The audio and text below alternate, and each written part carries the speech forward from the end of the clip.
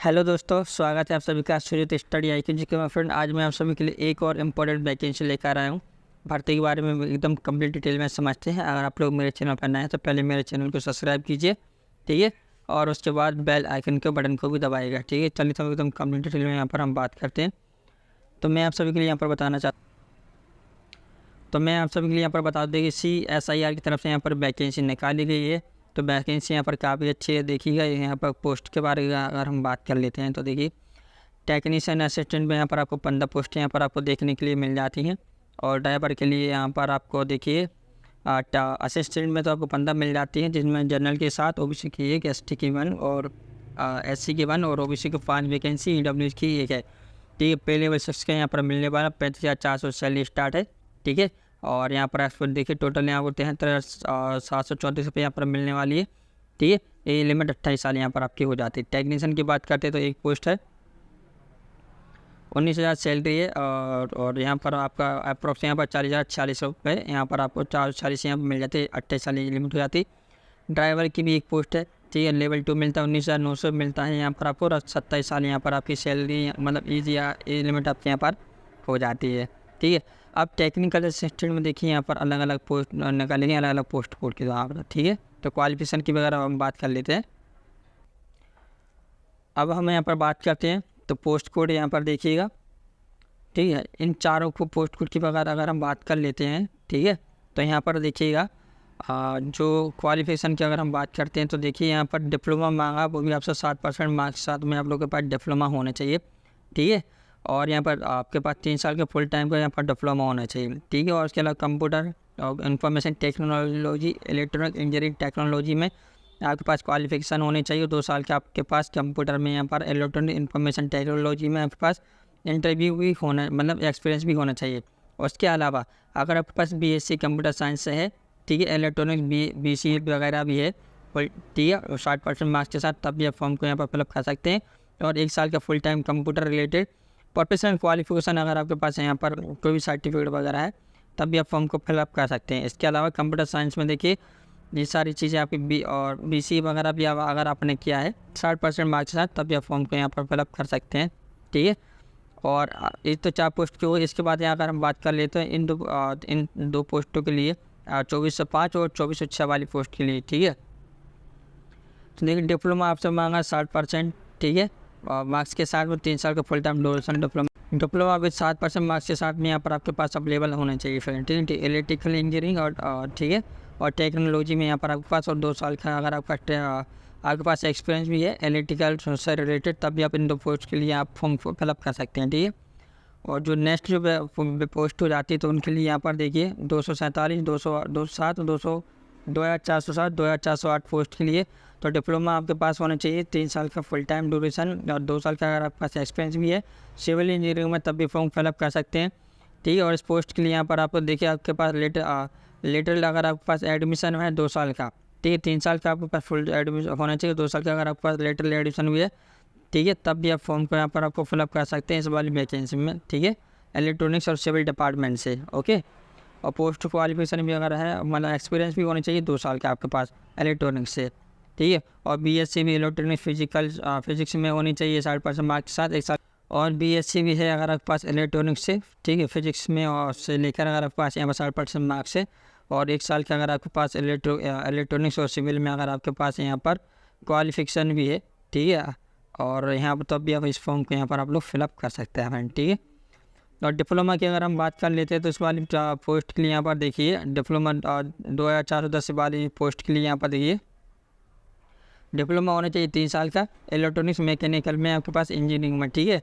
और post qualification भी आपके पास 2 साल का इलेक्ट्रॉनिक मैकेनिकल में होना चाहिए। BSc है अगर आपके पास इलेक्ट्रॉनिक फिजिक्स में, एग्रीकल्चर से 60% मार्क्स के साथ, तभी आप फॉर्म को फिलअप कर सकते हैं, ठीक है।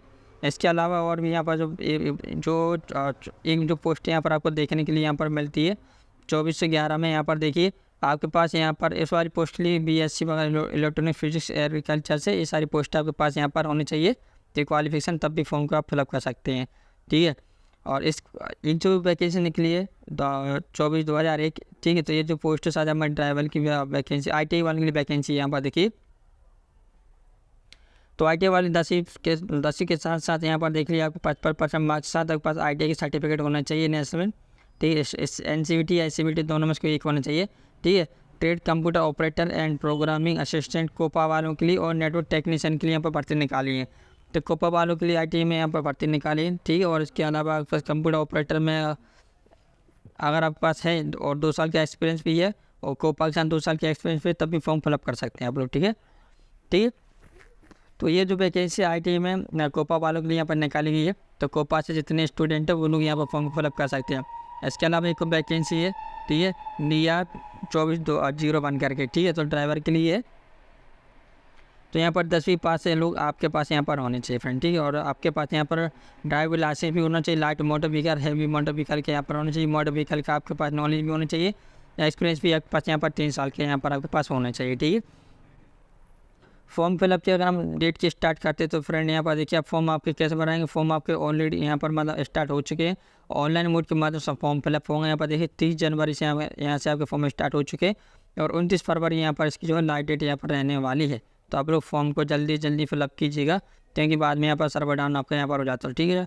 10वीं ITI BSc और इंजीनियरिंग डिप्लोमा वाले यहाँ पर और खोपो वाले फ्रेंड यहाँ पर आप लोग फॉर्म को फिलअप कर सकते हैं, एलिजिबल है तो आप लोग फॉर्म को यहाँ पर भर सकते हैं, ठीक है। अब मैं यहाँ पर आपको बता दूँ भाई इसकी सिलेक्शन प्रोसेस कैसे रहने वाली। तो सिलेक्शन प्रोसेस मैं आपको यहाँ पर बता दूँ। आपको ये पहले तो यहाँ पर आपको टेस्ट होगा, ठीक है। फिर उसके बाद यहाँ पर देखिए मैं आपको बता देता हूँ स्टेज 2 मोड ऑफ सिलेक्शन की बात करें। टेक्निकल असिस्टेंट में यहाँ पर 3 फेज में यहाँ पर आपका एग्जाम होने वाला। पहले स्टेज 1 में यहाँ पर आपका टेस्ट होगा, सेकंड में आपका रिटन टेस्ट यहाँ पर आपका होने वाला है। OMR सीट के माध्यम से सेकंड और थर्ड टेस्ट यहाँ पर आपका होने वाला है, ठीक है। कंप्यूटर बेस्ड यहाँ पर आपका OMR और कंप्यूटर बेस्ड ऑब्जेक्टिव यहाँ पर आपके रहने वाले हैं, ठीक है।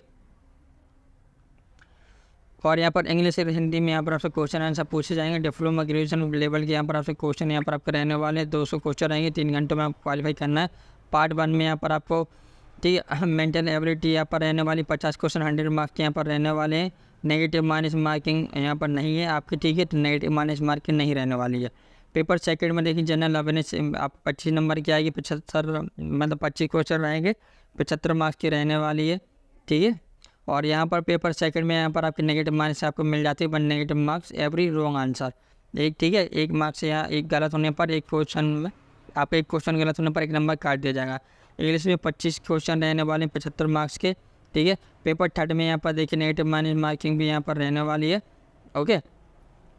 कंसर्न सब्जेक्ट अनुसार यहाँ पर 100 क्वेश्चन रहने वाले, 3 नंबर के क्वेश्चन रहेगा यहाँ पर 300 नंबर का यहाँ पर आपका मार्क्स यहाँ पर बनता है। और नेगेटिव माइनस मार्किंग भी यहाँ पर आपको मिलती है, ठीक है। टेक्नीशियन बन के यहाँ पर बात कर ले तो देखिए यहाँ पर भी सेम वही कंडीशन यहाँ पर रहने वाली है। स्टेप 1 में टेस्ट यहाँ पर आपका होने वाला है, फिर उसके बाद रिटर्न टेस्ट भी होने वाला है एग्जामिनेशन सेकंड स्टेज में, ठीक है।